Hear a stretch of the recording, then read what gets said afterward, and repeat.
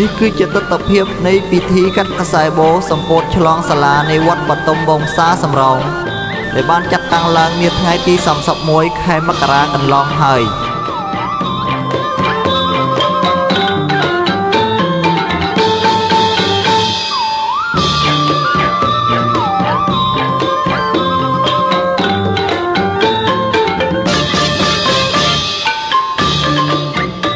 និមន្តនឹងអញ្ជើញមកចូលរួមក្នុងពិធីនេះព្រះឧបជាយើងអនុប្រធានសមាគមព្រះពុទ្ធសាសនាវៀតណាមប្រធានសមាគមព្រះពុទ្ធសាសនាខេត្តប្រធានសមាគមព្រះសង្ឃស្នេហាជាតិខេត្តសុកប្រាំងព្រះឧបជាថេចសុកសានអនុប្រធានសមាគមព្រះពុទ្ធសាសនាវៀតណាមប្រធានសមាគមព្រះពុទ្ធសាសនាខេត្តប្រាវិញព្រះឧបជាដាវញើលេខាសមាគមព្រះពុទ្ធសាសនាវៀតណាមប្រធានសមាគមព្រះពុទ្ធសាសនាទីក្រុងកង្ឃើរួមជាមួយព្រះឧបជាព្រះពហុសោតប្រធមាចារ្យក្នុងគណៈអចិន្ត្រៃយ៍ក្រុមប្រឹក្សាប្រតិបត្តិបណ្ដាលសមាគមព្រះពុទ្ធសាសនាស្នេហាជាតិទីក្រុងកង្ឃើ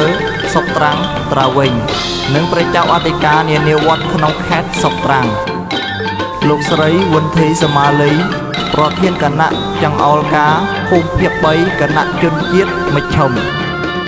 លោកវុនវ៉ាងសុំអនុលេខាប្រចាំការបកភិបខេត្តសុកត្រាំងលោកស្រីហោធីកំដាវសមាជិកគណៈអចិន្ត្រៃយ៍បកខេត្តប្រធានចលនាខេត្តសុកត្រាំងសមាជិករដ្ឋសភាលោកលឹមតឹងវ៉ាសមាជិកគណៈអចិន្ត្រៃយ៍បកខេត្តប្រធានឃោសនាអប់រំខេត្តសុកត្រាំងលោកយាងសខាសមាជិកគណៈអចិន្ត្រៃយ៍បកប្រធានរណសេខេត្តសុកត្រាំងលោកវៀងវ៉ាងវឹងសមាជិកគណៈអចិន្ត្រៃយ៍បកខេត្តលេខាបកក្រុងសុកត្រាំងលោកថាត់ឋានសមាជិកបកខេត្តអនុប្រធានក្រុមប្រឹក្សាប្រជាជនខេត្តសុកត្រាំងលោកលីបិនកាងសមាជិកបកខេត្តប្រធានគណៈជនជាតិខេត្តសុកត្រាំងលោកស្រីតូអៃវ៉ាងសមាជិកបកខេត្តអនុប្រធានគណៈប្រតិភូសភានៃខេត្តសុកត្រាំងរួមជាមួយលោកស្រី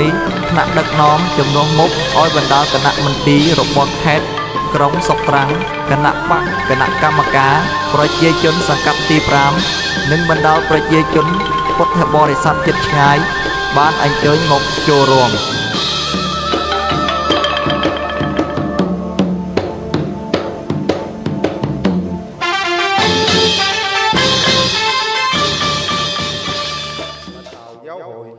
cùng chư vị tôn đức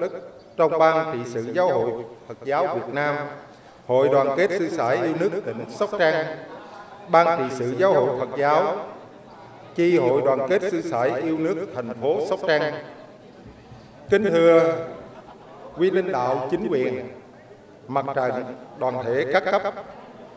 cùng toàn thể quý vị nam nữ Phật tử gần xa. Hôm nay, ngày 31 tháng 1 năm 2017, nhằm mùng 4 tháng 1 năm Đinh Dậu, sư sãi, ban quản trị và Phật tử chùa Sam Rông long trọng và vui mừng tổ chức lễ khánh thành ngôi Sa La. Kính bạch chư tôn đức, Kính thưa quý liệt vị, trước tiên chúng tôi xin chân thành bày tỏ lòng biết ơn sâu sắc đến Ban trị sự Giáo hội Phật giáo Việt Nam, Hội đoàn kết sư sãi yêu nước tỉnh, thành phố Sóc Trăng và chính quyền mặt trận đoàn thể các cấp đã tạo mọi điều kiện thuận lợi giúp cho nhà chùa chúng tôi được tổ chức lễ khánh thành ngôi sa la thật long trọng và thành công.